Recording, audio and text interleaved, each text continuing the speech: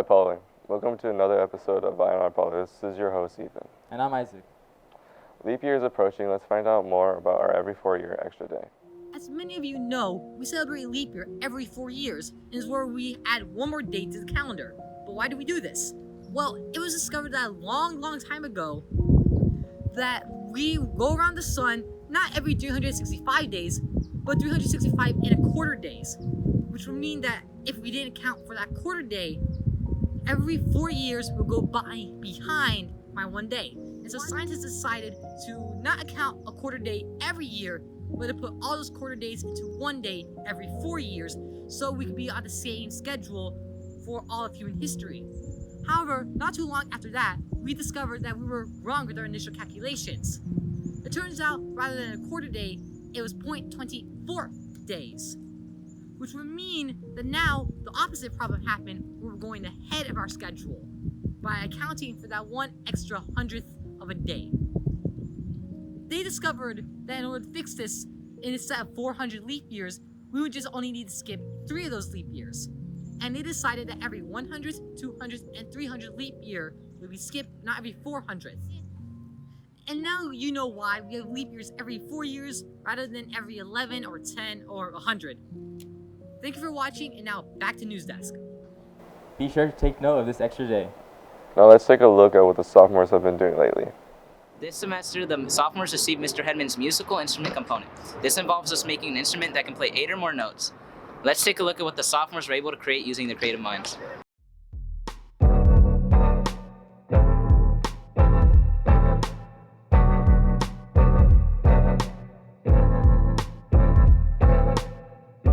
What musical instrument did you build? So my group, we built a harp.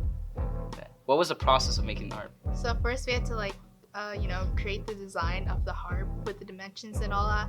And then once we were done with that, then we had to cut out wood so we could build the harp. Yeah. And then after we cut out the wood, sanded it, pretty much, and painted, we had to string the instrument, and yeah. What were the difficulties of making the harp? So was it during the project, one of my crew members was injured. Luckily, he's fine. But was it because of that we got an extension, and there's also some other minor difficulties. But in the end, it actually turned out really well. So what instrument did you guys build? We made a ukulele. What was the process of making the ukulele? Well, first we had to gather the materials, and then we had to actually put the thing together, which took a really long time. What instrument did you guys make? We made a ukulele. What were the difficulties of making the ukulele? Okay, so for one, it broke. Like the entire top part just broke off, and then one of our group members didn't exactly know how to attach some strings. So yeah. How long have you been running this project? I think this is our 3rd year. I've only been teaching physics for 4 years now, I think, and this is our 3rd year teaching the project. How well do you think they did this year? I think they did pretty well. They look better than past years. Some of them are almost in tune. Do you enjoy hosting this project, and why? I think it's good to have a project where we apply some of the principles of physics into something that's tangible and relatable to the students.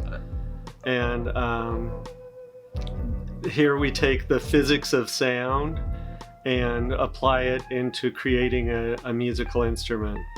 Thank you, and congratulations to the sophomores and Mr. Hedman. This is Jaime, and back to you, News Desk. That sounds good. Have you heard of Soup Tuesday?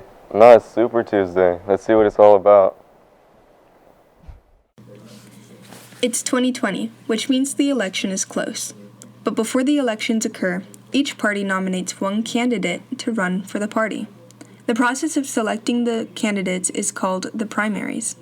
So far, only New Hampshire got to vote for the primary. For the Republican Party, President Trump seems to be getting almost all of the delegates against Bill Weld, who is still competing. But for the Democrats, however, Mayor Pete Buttigieg is behind Senator Bernie Sanders, followed by Elizabeth Warren, Amy Klobuchar, and Joe Biden. Today we are going to see what IPoly's predictions are for the primaries. Who do you think will win the Democratic nomination? Could be a tough one. Currently, I think Biden and Klobuchar are probably falling behind, which leaves Bloomberg, the billionaire, and Bernie Sanders, the socialist.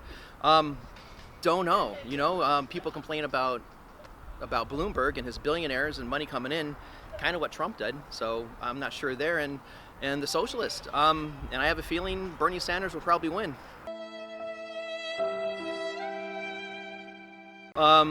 That's how I think it's going to go down. I can't tell you who I think would win, but I've heard about multiple people who are in the running. I mean, Elizabeth Warren, she's a woman. Maybe we could get behind her and girl power. Although I don't actually know what she supports, so maybe she just could get into office and it would be totally bad. But who knows?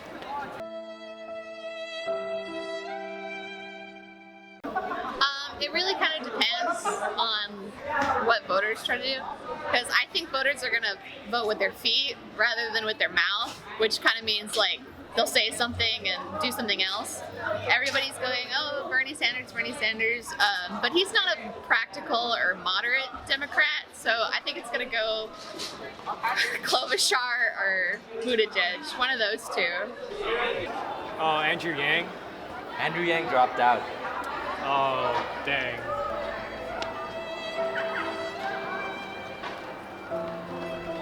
California gets to vote on Super Tuesday along with many other states. Other states will be voting for the primaries until June, unless the candidates receive certain numbers of delegates. The main elections would take place in November once all of the parties have their candidates. Now back to News Desk. Thank you for watching this week's episode. I'm Ethan. And I'm Isaac. And this has been your I and I IPoly. Poly.